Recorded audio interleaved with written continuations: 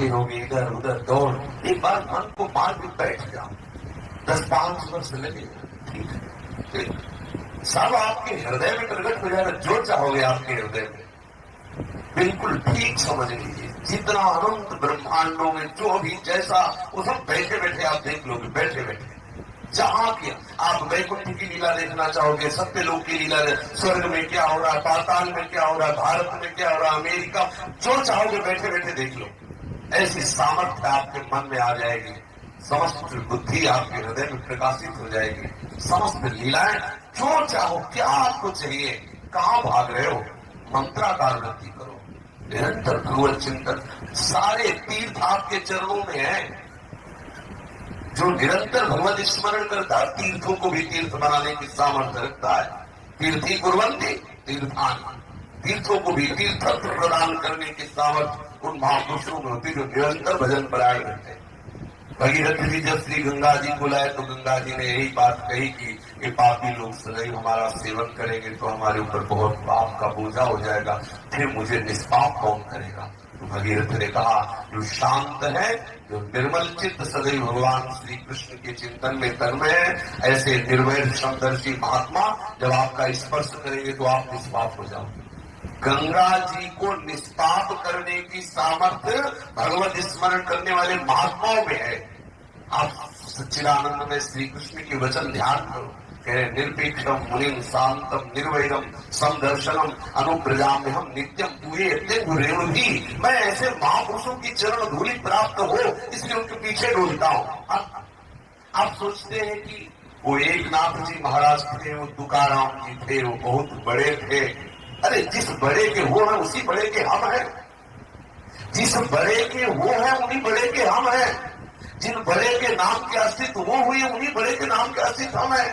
आप अपने को निराश और हताश क्यों कर रहे हैं? आप नाम जब कीजिए, देखिए सारे महापुरुष आपको आके प्रमाणित कर देंगे कि आप वही हो जो मैं हूं। आप करिए तो नाम जब करते देखिए तो आप बड़ी बड़ी सभाएं आपके सामने संतों की प्रकट हो जाएगी, कभी स्वप्न में, कभी तंद्रा में, बड़ी बड़ी दिव्य, ऐसे थोड़ी होते हैं। एक बार बताया भी शायद है कि हम सेनपुर में गंगा किनारे थे, मध्याह्न का समय था, तो प्रसाद में 2 रोटी और अरहर की दाल मिलती थी वहां। एकदम एकांतिक जंगल, किसी भी सही पुरुषों का आना जाना, 24 घंटे, न दूध न फल न और तीसरी रोटी, 2 रोटी और अरहर की दाल 12 महीना, क्योंकि वहां केवल किसान के द्वारा जो अन्न मिलता था, और कहीं किसी का आना, मिठाई फल दूध ये सब ऐसा। तो बहुत कृपा थी श्री ठाकुर जी की कृपा से चिंतन। तो दोपहर के विश्राम करने के लिए जब बारंडे पे लेटे, विशेष आनंद, स्वाभाविक आनंद, सामने गंगा जी बैठे, शरीर में एकदम जड़ता सी हुई, दृष्टि खुला है, चेतना खत्म, सामने से देखा गंगा जी की धारा से एक महापुरुष प्रकट हुए, श्वेत वस्त्र धारण किए हुए हैं, बड़े ही सुंदर बाल है और उनके शरीर से सुगंध प्रकट हो रही, वो सुगंध इतनी कि उसका हम कैसे वर्णन करें। और आह्लाद वो धीरे धीरे हमारी तरफ कदम बढ़ाते चले। ये स्वप्न नहीं, पर चेतना मतलब हिल नहीं सकते, शरीर हिल नहीं सकता, एकदम जड़ शरीर वैसे, आंख खुली हुई, देखा हुआ है और अपनी गोद में से सर रखा, वैसे श्री कृष्ण गोविंद हरे मुरारे हे नाथ नारायण वासुदेव, इसका उच्चारण इस मंत्र का, श्री कृष्ण गोविंद हरे मुरारे हे नाथ नारायण वासुदेव। अपार सुख मिला, ऐसे ऐसे ठेल करके फिर गए, फिर एक दिन दोपहर के बाद, फिर उसी के रात्रि में जब 2 बजे भजन के लिए बैठे, फिर विशाल अवसर पाया और उसने जहां टार्च रखी थी वह एक फुसकार की, उठ के खड़े हो गए। मन में आया कि भयभीत नहीं होना, लेकिन इतनी फुसकार उसकी हुई कि हमें कूदना पड़ा और वहां से कूद करके भागे।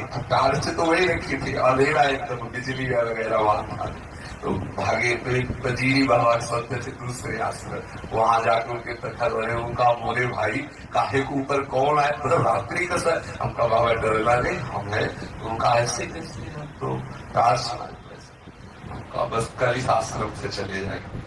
अब बस वही सब महापुरुषों का संविधान हमें श्री वृंदावन था, नहीं तो वहां हमारा ऐसा मन लग गया था अब यहाँ से जाना। कोई दिन ऐसा नहीं जाएगा जिस दिन आपको स्वप्न में संतों के दर्शन, भगवत भाव का दर्शन, बड़े बड़े सुंदर दृश्य, आप यहाँ पहुंचने की चेष्टा करें। आप बैठे बैठे खो जाएंगे, आपके सामने दिव्य दृश्य आने लगेंगे, बड़े बड़े महात्मा जन आपको आके अपना परिचय देने लगेंगे, आप बड़ी बड़ी कृपाएं आप घेर लेंगे, आप खुद कृपा स्वरूप हो जाएंगे। आप विश्वास कीजिए, मंत्र पर विश्वास कीजिए, वाणी पर विश्वास कीजिए, किसी की अब कृपा की जरूरत नहीं है, बहुत कृपा हो गई। इसे पचा लो बस, इतनी बहुत बड़ी कृपा है। जो नाम मिल गया, जो मंत्र मिल गया, अरे जब ठाकुर जी नहीं छूट सकते तो कौन छूट सकता है? विचार करो, मंत्र में इतनी बड़ी सामर्थ्य है कि ठाकुर को अब आपके सामने प्रकट कर दे। मंत्र में इतनी सामर्थ्य, देवताओं को तो अधीन किए हुए हैं मंत्र, तो आपने सुना ही है। जो मंत्र बोले वो एक बार वो क्या उनका नाम था जो सर्पेष्टी की जन्मेजय जी, तो उन्होंने कहा कि इतने सर्पों की आहुति होगी, लेकिन तक्षक नहीं आया। बोले तक्षक तो देवराज इंद्र के पावे में लिखा हुआ है। बोले ऐसा मंत्र नहीं कि मैं देवराज के सिंहासन सहित तक्षक आ रहे। बोले है, आप आज्ञा करो। जे ही मंत्र को उच्चारण किया तो पूरा सिंहासन सहित तक्षक सहित आकाश में बढ़ रहा। मंत्र में इतनी सामर्थ्य। तो अब देखो, मंत्र से देवता तो अधीन है, निरंतर मंत्र जब के देखो भगवान आपके सामने प्रकट हो जाए। मंत्र में बहुत बड़ी सामर्थ्य है। जो गुरु मंत्र है, जो गुरु नाम है, ये जो रसमयी वाणियां हैं, इनको आप स्वीकार करके निरंतर मन में लगाओ। किसी से कुछ पूछने की जरूरत नहीं, किसी से कृपा मांगने की जरूरत नहीं। इतनी बड़ी कृपा हो गई, इसी से साफ कृपा की पेज खुलते चले जाएंगे, आपको खुद अनुभव होने लगेगा। दिव्यानंद का कहाँ भागते हो लोग, कितना भागोगे, कहाँ क्या क्या पढ़ोगे, कहाँ जाओगे, क्या क्या सुनोगे। जो मंत्र मिल गया, जो वाणी मिल गई, बैठ जाओ किसी में परम विश्राम।